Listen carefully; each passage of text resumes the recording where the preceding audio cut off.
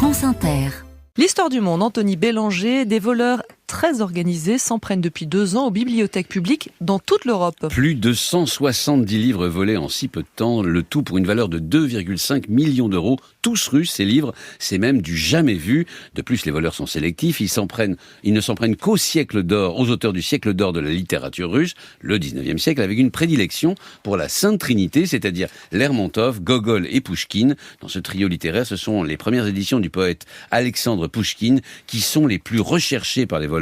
Il n'a vécu après tout que 37 ans et les éditions de son vivant sont donc extrêmement rares. Des livres ont disparu à Tartu en Estonie, à Riga, Vilnius, Berlin, Munich, Helsinki, Prague, Genève, Lyon et à la BNF à Paris et surtout Varsovie, dont 78 ouvrages se sont volatilisés. Mais comment s'y prennent les voleurs ? Est-ce qu'ils ont un mode opératoire particulier ? Alors toujours le même, des pseudo-lecteurs se présentent comme des chercheurs, demandent à consulter les livres les plus rares des collections russes de chacune des bibliothèques visées, restent parfois une dizaine de jours pour endormir les soupçons, puis l'histoire s'achève toujours de la même façon.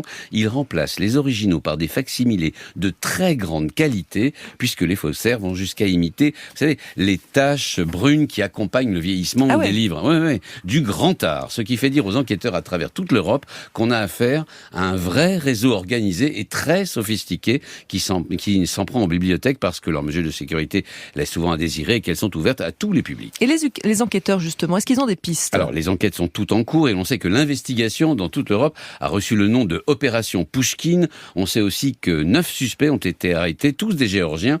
Les ultimes arrestations ont eu lieu en Géorgie à la fin du mois dernier.